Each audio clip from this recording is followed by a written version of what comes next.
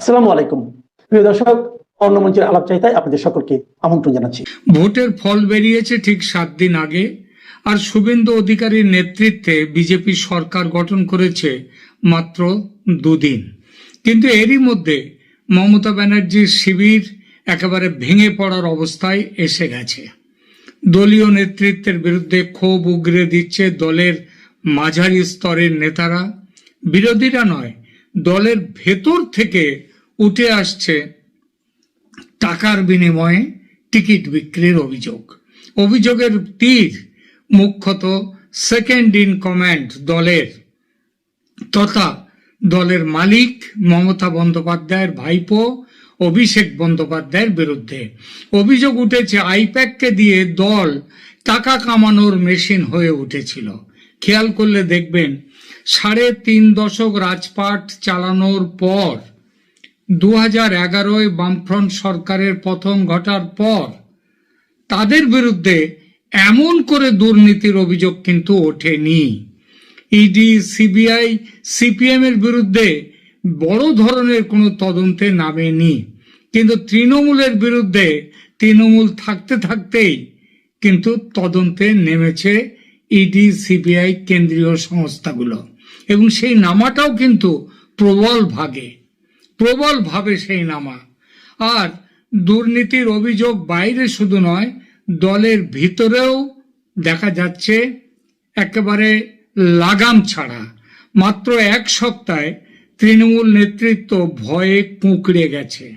দল ভেঙে যাওয়ার মুখে, কর্মীরা ছত্রভঙ্গ। দলের নেত্রী মমতা বন্দ্যোপাধ্যায় তার ঘরের মধ্যে ঢুকে গেছেন। সেদিন একটুখানি বেরিয়েছিলেন রবীন্দ্র জয়ন্তীর নাটক করবার জন্য, নাটকটা ভালোবাসেন, কিন্তু সেই নাটকেও শ্রোতার অভাবে সে নাটকটাও বানচাল। এমনকি তিনি আবার একটা বিবৃতি দিয়ে বলেছেন যে তিনি যে সমস্ত জায়গায় প্রোগ্রাম করতে চাইছিলেন সেই জায়গায় কোনো অনুমতি দেয়নি রাজ্য পুলিশ, রাজ্য প্রশাসন। শুনলে হাসি লাগে না? এই মমতা তিনি নিজে বিরোধীদের মিটিং মিছিলের ব্যাপারে কি করেছেন তার 15 বছরের, সেটা একবার একটু মাথায় দেখবেন। এই প্রেক্ষিতে খুব স্বাভাবিকভাবেই মানুষের মনে এই প্রশ্ন জেগেছে, এই দল আর কদিন নাকি কমাস? অনেকে অনেক রকম বলছেন, তার মধ্যে দেখা যাক রাজ্যের বাস্তবতা কি বলে। পশ্চিমবঙ্গের রাজনীতিকে বুঝতে হলে প্রথমেই একটা ভুল ধারণা ভাঙতে হবে। এই রাজ্যে ক্ষমতা হারানো আর রাজনৈতিকভাবে শেষ হয়ে যাওয়া এ দুটো এক জিনিস নয়। বাংলার ভোটার অনেক সময় শাসক বদলেছে, কিন্তু একদিনে কোনো বড় রাজনৈতিক ধারাকে স্তব্ধ করে দেয়নি। এই কথাটার সবচেয়ে বড় উদাহরণ কিন্তু সিপিএম। 2011 সালে 34 বছরের বাম শাসনের অবসান হলো, তৃণমূল কংগ্রেস ক্ষমতায় এলো, কিন্তু সিপিএম কি সঙ্গে সঙ্গে অপাঙ্ক্তেয় হয়ে গিয়েছিল? একেবারেই না।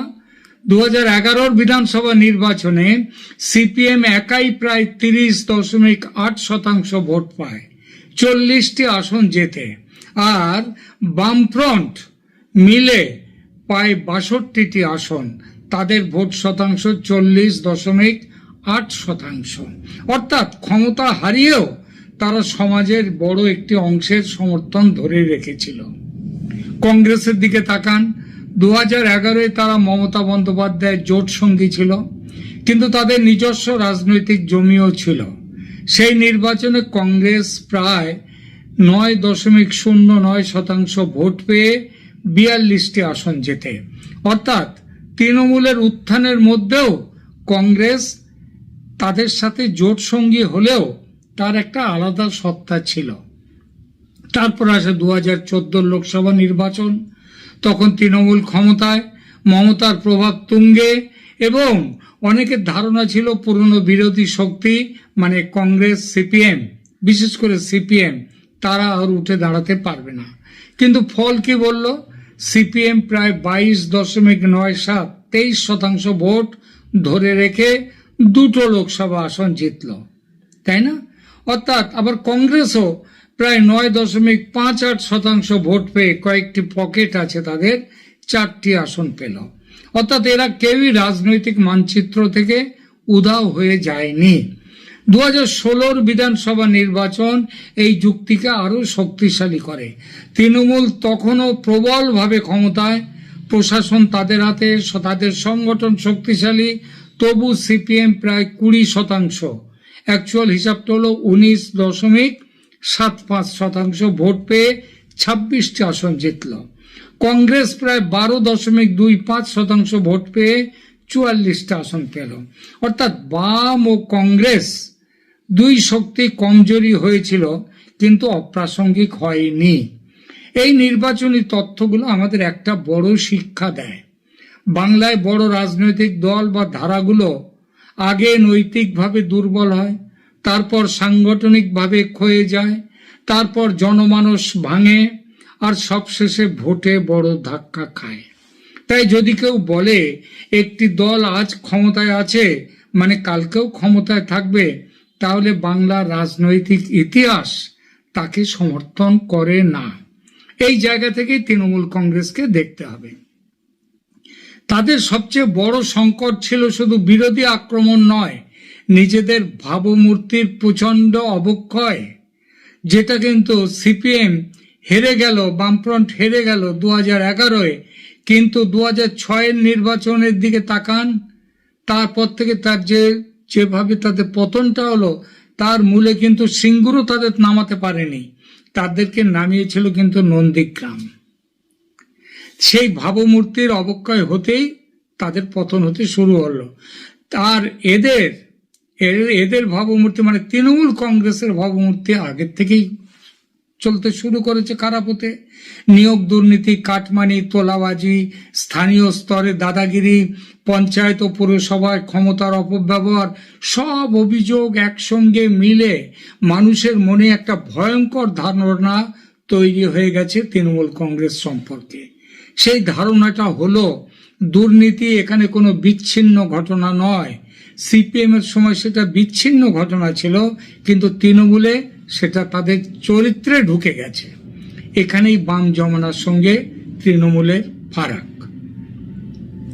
রাজনীতিতে দুর্নীতির অভিযোগ নতুন নয়, কিন্তু সমস্যা তখন গভীর হয় যখন সাধারণ মানুষ মনে করে যোগ্যতা নয়, যোগাযোগ এবং টাকা এই দুটোই আসল শক্তি। পশ্চিমবঙ্গের বহু চাকরি প্রার্থী, বহু পরিবার, বহু মধ্যবিত্ত ভোটারের মনে এই ক্ষোভ জমেছে। তারা মনে করেছে সরকার শুধু ব্যর্থ হয়নি, অন্যায়কে, বেনিয়মকে নিয়মে পরিণত করেছে। এর সঙ্গে যুক্ত হয়েছে ইডি এবং সিবিআই এর ধারাবাহিক তদন্ত। শাসক দল বলেছে এগুলো রাজনৈতিক উদ্দেশ্য প্রণোদিত। বিরোধীরা বলেছে দুর্নীতি না থাকলে এত তদন্ত কেন? আদালতে শেষ পর্যন্ত কি প্রমাণিত হবে সেটা আলাদা প্রশ্ন, কিন্তু জনমনে একটা বার্তা বারবার গিয়েছে, তৃণমূলের চারপাশে দুর্নীতির ছায়া ঘন হয়ে জমাট বেঁধেছে। আর রাজনীতিতে পারসেপশন অনেক সময় এভিডেন্সের আগেই কাজ করে ভোটের সময়, যেটা বোফোর্সের সময় দেখা গিয়েছিল, যেটা তৃণমূল কংগ্রেসের আমলেও দেখা যাচ্ছে। তার উপর আছে দীর্ঘ শাসনের ক্লান্তি। কোনো দল যত বেশি সময় ক্ষমতায় থাকে তার ভেতরে তত বেশি জমে যায় সুবিধাভোগী চক্র, স্থানীয় লবি, গোষ্ঠীদ্বন্দ্ব, টিকিট কেন্দ্রিক লড়াই, প্রশাসনিক ঔদ্ধত্য। আন্দোলনের দল ধীরে ধীরে ক্ষমতার দলে বদলে যায়। তৃণমূলের ক্ষেত্রেও মানুষের অনুভব দলটি সেই আগের জায়গায় সততার প্রতিমূর্তি নেই। এখন সেই স্লোগান পাল্টে গিয়ে হয়ে গেছে যে বাকি সবাই চুনোপুটি, আসল যে অপরাধী সে হলো হাওয়াই চটি, মানে মমতা বন্দ্যোপাধ্যায়। এক বিশাল ক্ষমতার কাঠামো, যার কেন্দ্রে আছে প্রভাব, পৃষ্ঠপোষকতা আর সুযোগ সন্ধান। মানুষের এই অসন্তোষকে আরো তীব্র করেছে পরিচয় ভিত্তিক রাজনীতি, ধর্মীয় রাজনীতি। বিজেপি তৃণমূলের বিরুদ্ধে ধর্মীয় তোষণের অভিযোগকে ধারালো অস্ত্রে পরিণত করেছে। সিপিএম কংগ্রেস সেই ভাষায় বলে না, যে মুসলিম তোষণ, কারণ মুসলিম ভোটের দিকে তাদেরও যে নজর।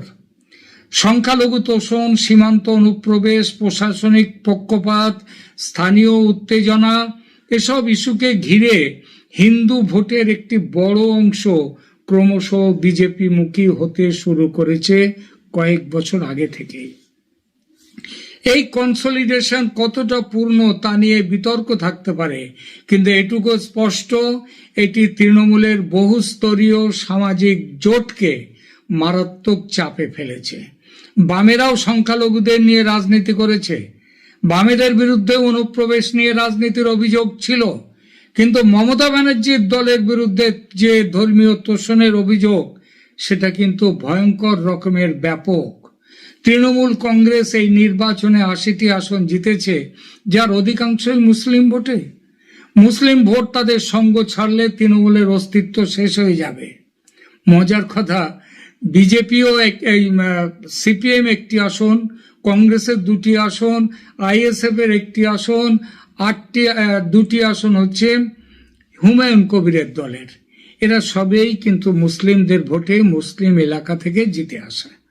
তার মানেটা হচ্ছে মুসলিম জনগোষ্ঠীর বাইরে যে ব্যাপক হিন্দু গোষ্ঠী আছে, জনগোষ্ঠী 70% যাদের হিসাব, তারা কিন্তু বিজেপির পেছনে এসে দাঁড়িয়েছে বেশিরভাগে। আর একটা বড় কারণ হচ্ছে বিরোধী ভোটের মনস্তত্ত্বের পরিবর্তন। অনেক বছর ধরে তৃণমূল বিরোধী জোট বিভক্ত ছিল, এখনো বিভক্ত আছে, কিন্তু যখন ভোটার বুঝতে শুরু করেছে যে শাসক দলকে হারাতে হলে একটা কার্যকর বিকল্প দরকার, তখন ভোটের চরিত্র পাল্টে গেছে। সেই বিকল্প হিসেবে পুরো ভোটটাই এসে পড়েছে, তৃণমূলের বিকল্প হিসেবে ভোটটা এসেছে বিজেপির কাছে। এই জায়গায় আবার সিপিএম ও কংগ্রেসের পুরানো ফলাফলও গুরুত্বপূর্ণ হয়ে ওঠে, কারণ 2011 ধাক্কার পরেও তারা ছিল, 2014-তে ছিল, 2016-তেও ছিল। তার মানে বাংলার ভেতরে বিরোধী রাজনীতির সামাজিক স্মৃতি, সংগঠনগত বীজ এবং শাসক বিরোধী মনস্তত্ত্ব কখনো পুরোপুরি মরে যায়নি। সেই জমি থেকেই পরে রাজনৈতিক রসদ তৈরি হয়। চিন্তা করবেন না, বিজেপির বিরুদ্ধেও রসদ তৈরি হবে। কিন্তু এই মুহূর্তে দেখা যাচ্ছে যেটা বিজেপি হচ্ছে এখানকার মানুষের একমাত্র ভরসার জায়গা, সংখ্যাগরিষ্ঠ হিন্দুর একমাত্র ভরসার জায়গা। 2026-এর ফলের দিকে তাকান। তৃণমূল কংগ্রেস এই বিধানসভা নির্বাচনে হেরে গেছে, বিজেপি 2/3 বেশি সংখ্যাগরিষ্ঠতা নিয়ে ক্ষমতা দখল করেছে, শুভেন্দু অধিকারী মুখ্যমন্ত্রী হয়েছেন। এই ফল তাহলে কোনো একদিনের ঘটনা নয়, এটা বহু বছরের জমা ক্ষোভ, দুর্নীতির বিরুদ্ধে রাগ, পরিচয় ভিত্তিক মেরুকরণ এবং শাসন বিরোধী ক্লান্তির এক বিস্ফোরক পরিণতি। এই ফল আরও একটা বিষয় প্রমাণ করে, সেটা হচ্ছে যে পতন কিন্তু একদিনে শুরু হয়নি। তৃণমূলের পরাজয় শুধু এই নির্বাচনে হার নয়, এটি একটি রাজনৈতিক বার্তা। বাংলার মানুষ বোঝাতে চেয়েছে যে তোমরা যে রাজনীতি করছো, এই রাজনীতিকে আমরা আর সহ্য করতে পারছি না। আজ তারই জন্যে তৃণমূলের এই অবস্থা। কিন্তু আবার ফিরে আসি পুরনো কথায়, তৃণমূল তাহলে কি কংগ্রেস সিপিএম এর মতো তারাও কি ধরে রাখতে পারবে তাদের বিরোধিতার ঘাঁটি, তাদের অন্তত একটা যে পরিচয়, সেই পরিচয়টাকে কি তারা ধরে রাখতে পারবে? খুব মুশকিল এটা। তার কারণ তৃণমূলের কিন্তু আদর্শগত যে কোনো ভিত্তি সেটা নেই। এর আদর্শ নয়, এটা একটি পারিবারিক দল, একটি ব্যক্তিকেন্দ্রিক দল। এই ব্যক্তিকেন্দ্রিক দলে যখন ব্যক্তি শেষ হয়ে যায় তখন আর কিছু থাকে না। ব্যক্তি চলে গেল তো দলটাও চলে গেল। তাই তৃণমূলের ফেরার পথ কংগ্রেস সিপিএম এর থাকতে পারে, আছেও, তৃণমূলের নেই। কারণ এই দলের দুর্নীতি, জাতীয়তাবাদের বিরোধিতা, অপশাসন, কুশাসন, আর সবার উপরে এই যে সংখ্যালঘু দুধেল গাই থিওরি এই দলের, এটাই কিন্তু এই দলের উপরে তাদের সর্বনাশ এনে দেবে। তৃণমূল কবের মধ্যে শেষ হবে এটা 2 মাস না 6 মাস না 1 বছর না 2 বছর, এটা আলাদা প্রশ্ন। প্রশ্ন যেটা হলো, এই দলের কোনো ভবিষ্যৎ নেই, এই দলের কোনো ভবিষ্যৎ নেই। টাইটানিক খুব বড় জাহাজ ছিল, যখন ডুবতে শুরু করলো, যেভাবে ডুবলো, অনেক ছোট জাহাজও সেভাবে ডোবে না। বড় যখন ডোবে, এই বিরাট ভাবে, এই যখন ডোবে তখন একদম নিচে তলিয়ে যায়। সেটাই হয়েছে তৃণমূল কংগ্রেস। এটা তলিয়ে যাবে নিজেদের দুর্নীতিতে, অত্যাচারে, কুশাসনে, অনাচারে। এখনকার মতো এখানেই রাখছি। বাংলাদেশের মানুষ কাঁটাতার দেখে ভয় পায় না। এ হচ্ছে আজকের খবর। কে বলেছে একটু শোনাই আপনাদের। কে বলেছে, কেন বলেছে?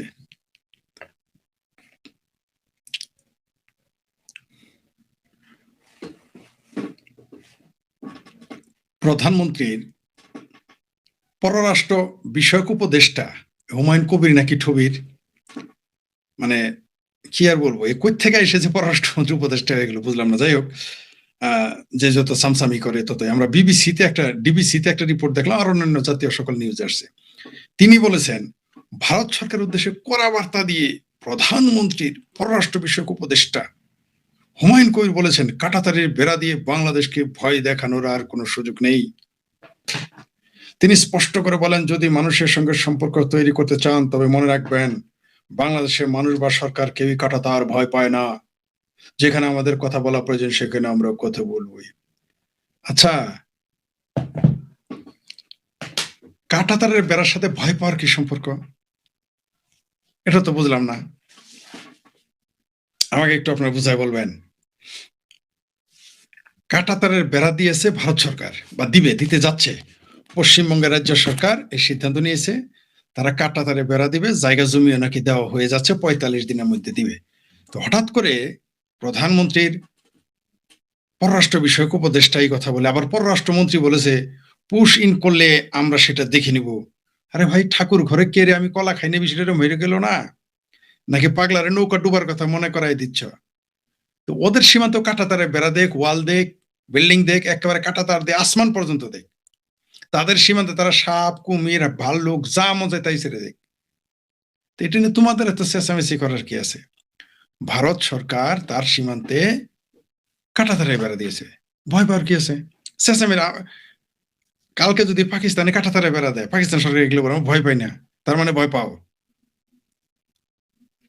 তো তারা কাঁটাতারে বেড়া দিলে আপনার সমস্যা কি মিস্টার পররাষ্ট্র উপদেষ্টা? আপনার সমস্যা হয়, ভয় পাচ্ছেন কেন? ভয় পাবেন না। তাম্বু টাম্বু বানান, ওই রোহিঙ্গাদের জন্য যেমন তাবু ঠাবু বানিয়েছেন না, ওইরকম তাবু ঠাবু বানান। রোহিঙ্গারা যদি আপনার ভাই হয়ে থাকে, তাহলে মানে বার্মার রোহিঙ্গারা যদি আপনার মুসলমান ভাই হয়ে থাকে, তাহলে বাংলাদেশি মুসলমান যারা ভারতে আছে অনুপ্রবেশকারী হিসেবে, তাদের যদি ফেরত পাঠায়, তারা তো আপনার সুদীর ভাই হয় না, তারাও তো মুসলমান ভাই হয়, তাও আবার দেশের ভাই। তাকে নিতে এত তাল বাহানা করতেছেন কেন? এত ভয় পাচ্ছেন কেন? কোথায় আপনার এত ডর? ঘটনাটা কি? এত ভয় পান কেন? যাই এবার অনেক আলোচনা করবো, এটা অন্য আলোচনা করি। এই যে অতনু সিংহ নাকি কি যেন একটা নাম আছে, ভারতের নাকি পশ্চিমবঙ্গের আতেল একটা অতনু সিংহ, সে বলেছে নেহাত জাতি সত্তা পরিবর্তন করা যায় না, গেলে বালের বাঙালি থেকে তামিল হয়ে যেতাম। মানে বিজেপি আসছে বলে ক্ষমতায়, ভোটে আসছে বলে তার পিত্তি জ্বলে গেছে, বাংলাদেশের মুসলমানদের সাথে তার পিত্তি বেশি জ্বলে গেছে, সে নাকি হয়ে যাবে এই অতনু সিংহ, সে তামিল হয়ে যেতে চায়। তোমার না করছে কারা? পশ্চিমবঙ্গে তো ওই যে খিদিরপুরে তো বিহারির বাচ্চা আছে, তুমি বিহারির বাচ্চা হয়ে যাও, সমস্যা কি? ওই একদিন পশ্চিমবঙ্গের মতো তামিলও কিন্তু একদিন বিজেপিরা দখল করবে, তখন কি খবর শোনা চান? সারা ভারতেই তো তোমার সরকার এখন বিজেপির। এখন কি ভারতীয় বাদ দিয়ে তুমি পাকিস্তানে হয়ে যাও? তো না করছে কে? যাও না, তোমার আগাটা কেটে মুসলমান বানানি নিবে, বাংলাদেশে আসো, কোনো সমস্যা নাই। গরু মাংস খেয়ে আগাটা কেটে অতনু সিংহ মুসলমান হয়ে যাও, কোনো সমস্যা নাই, আসো, তোমার জানাবে, কোনো সমস্যা নাই। বাংলাদেশ পাকিস্তান আবার কোনো হিন্দু থেকে মুসলমান হইলে তারা গরুর গোস্ত বেশি খাওয়াবে এবং আগা কেটে দিবে, বেশি কাটবে না, একটুই কাটবে, আর তোমার জামায়াত রাখবে। চলে আসো, তোমার না করছে তামিল হইতে হবে কেন? তামিলে গিয়ে কি করবে, সরকার তো ভারত, তামিল তো আর ভারতের বাইরে না। মানে কত বড় হারে হারামি হলে এই কথা বলে, মানে বিজেপি আসছে আর বাংলাদেশের বাঙ্গুর মতো চিঙ্কু বামদের শরীর জ্বলতেছে। যাই হোক,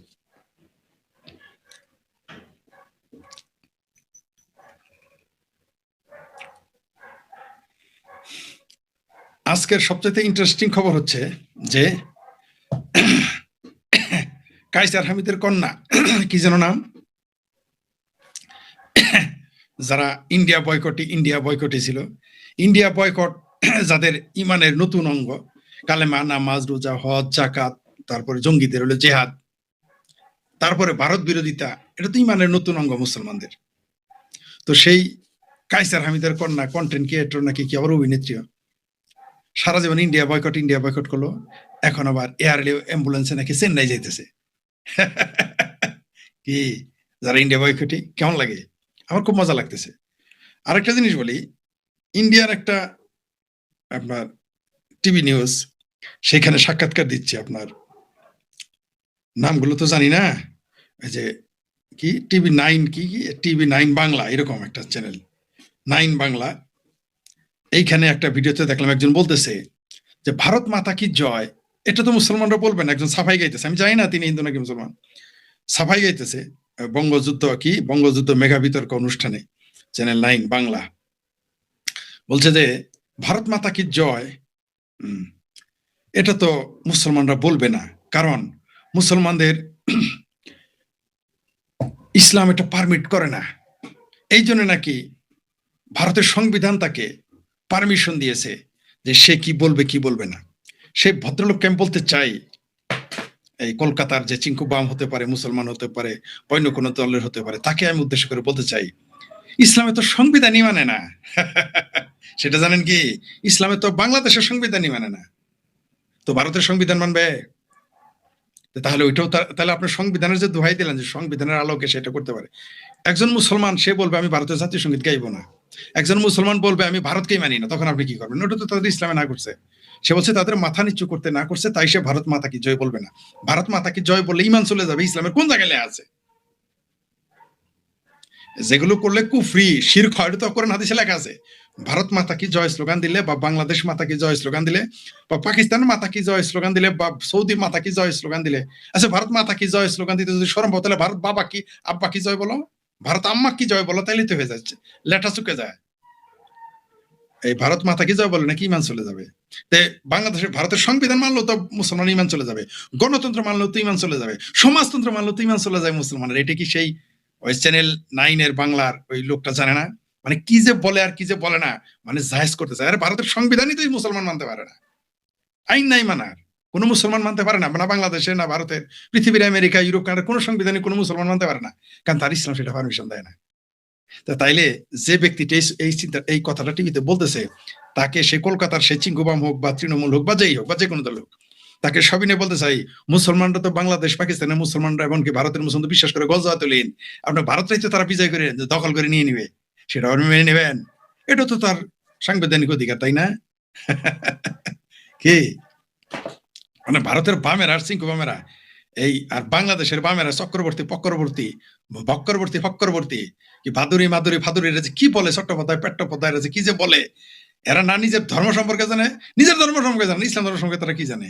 এরা জানে যে ওর দৃষ্টিতে সে কি, সে কাফের, অচ্যুত, অপবিত্র, এটা জানে, সাফাই খেতেছে। ওই যে কথাটা বললো না যে সংবিধান তাকে অধিকার দিয়েছে ধর্মীয়, তাহলে ধর্মীয় অধিকার তো সে বাংলাদেশের, পাকিস্তানের এবং ভারতের মুসলমানরা ভারত দখল করতে পারে, এটা দিবেন?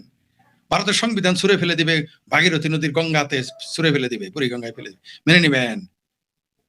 কারণ ইসলাম তো এগুলো পারমিশন করে না, কোনো মুসলমান সেটা করতে পারে না। মানে বলতে পারলেই বাসে, একটা কথা বলে দিতে পারলেই হয়। খুব তাড়াতাড়ি শেষ করে দিচ্ছি। আর হ্যাঁ,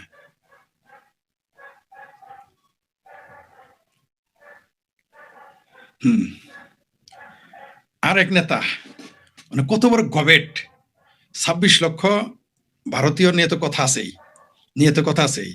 ওই আসিফ সার বলেছিল, সেই গান গাইতেছে, 26 লক্ষ ভারতীয় বের করে দিতে হবে। ইনকেলাব মঞ্চ বলেছে কালকে নাকি ডন কেলাব মঞ্চ, যাই হোক, সে 26 লক্ষ বায়বীয় সে গপ্প 26 জনকে বের করতে দেখলাম না। আবার একজন বিএনপির নেতা নাকি সে নেতা জানি না, সে বলতেছে বাংলাদেশে নাকি আওয়ামী লীগের আমলে, বয়স্ক কিন্তু আবার এটা বললো না, দাঁড়িয়ে না, টুপি না, ক্লিন শেপ করালো, মাঝে মাঝে আমাদের সমালোচনা করে। সে দেখি মনে হয় বিএনপির কেউ হবে, বন্য কোনো দলে বলতেছে আওয়ামী লীগের আমলে নাকি পুলিশের চাকরি নিয়েছিল ভারতীয়রা। কত বড় গবেট হলে এই কথা বলে যে একটা পুলিশের চাকরি নিয়ে। এটা আমি জামাত শিবিরদের নিয়মিত শুনতাম, এমনকি বিএনপির লোকদের মুখেও শুনতাম। যখন আওয়ামী লীগ এই না ভাই ফরিদ ভাই জানেন না, না চাচা জানেন না, না মামু জানেন না, ভারতীয় লোক এখানে ভারতীয় পুলিশ চাকরি করে বাংলাদেশের আইডি কার্ড দিয়ে, বাংলাদেশের ভয় জাতীয় পরিচয়পত্র বানায় চাকরি নিয়েছে পুলিশ। আলাপ শুনছেন? আজকে আবার এটা বলতেছে, আবার বলতেছে বিএনপির নেতা বয়স্ক মানুষ, এদের ঘিলুপ বলতে আল্লাহ, এদের মানে ভারত বিরোধিতা এমন মজ্জাগত, এটা করতেই হবে। মানে কবে না জানি বলে যে আমার বউয়ের বাচ্চা হয় না, তার খালার হাঙ্গা হয় না, তার মায়ের হাঙ্গা হয় না, তার হাসুর হাঙ্গা হয় না, ভারত দেয়। মানে এদের ভারত বিরোধী করতে হবে। কত বড় নির্বোধ।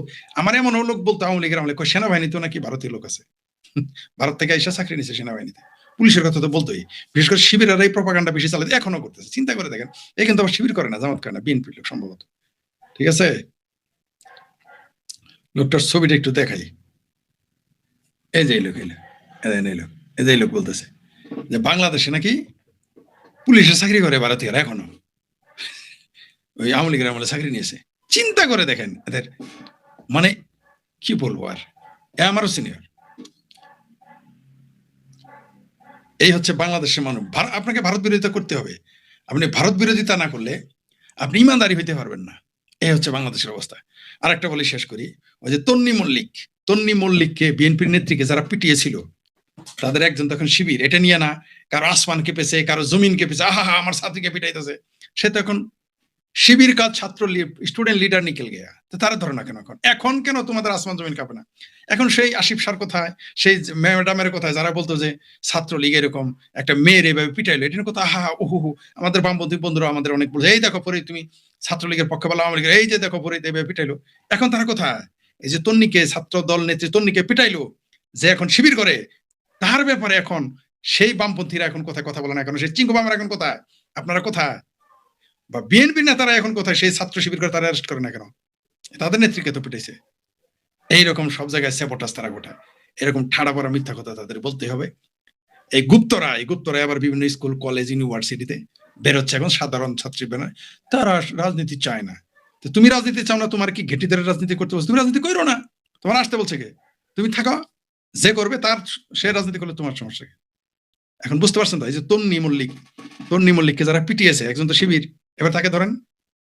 এখন না ছাত্রলীগ কথা বলে, না শিবির কথা বলে, না চিঙ্কু বামেরা কথা বলে, ধরা খেয়ে গেছে। আর জিন্দা শহীদের খবর তো আমরা জানি, সেগুলো নিয়ে কথা বলে না। যাই হোক, অনেক আলোচনা করলাম। লাইভ রয়েছে আমার আরপি স্টেশনে। শুভেচ্ছা ফরিদ ভাই জি, ধন্যবাদ। জয় বাংলা, জয় শেখ হাসিনা জি। চোরাই কারবারি বন্ধ হবার ভয়, হ্যাঁ, সবচেয়ে মজার বিষয়, চোরা কারবারি বন্ধ হবে এবং এটা কাটা তারে বেড়া দিবে। তাও এক বড় মুখ দিয়ে বলে না যে কোন বাংলাদেশি নাগরিক তোমরা ভারতীয় সীমান্তে যেও না, একবার বলে না। বাংলাদেশের সীমানা ক্রস করা তো বেআইনি। আপনি নিজের দেশের সীমানা ক্রস করবেন অবৈধভাবে, বাংলাদেশের যার দেশের আইনেই তো জেল হয়ে যাবে, ফৌজদারি অপরাধ। এই কথাটা বলতেছে না। আবার উল্টা স্বরাষ্ট্রমন্ত্রী, স্বরাষ্ট্র উপদেষ্টা, পররাষ্ট্র উপদেষ্টা, এরা লম্বা কথা বলতেছে। আমি বুঝতে পারি না এদের, মানে এরকম ঠাড়া পড়া মিথ্যা কথা, বদমাইশি, বাটপারি, এরা আবার নেতা। মানে এখানে তো ভারত জুজুর হয়, ভারতের বিরোধিতা যা করবেন আপনি সবই খাবে মার্কেটে। সেই জন্য তারা এগুলো বলে। মানে এই দেশের মানুষগুলো বুঝতে পারে না, সেই যে ৭১ পরাজয়ের বেদনা এখনো তারা ভুলতে পারতেছে না, বলতে দেবও না। ভালো থাকবেন সবাই।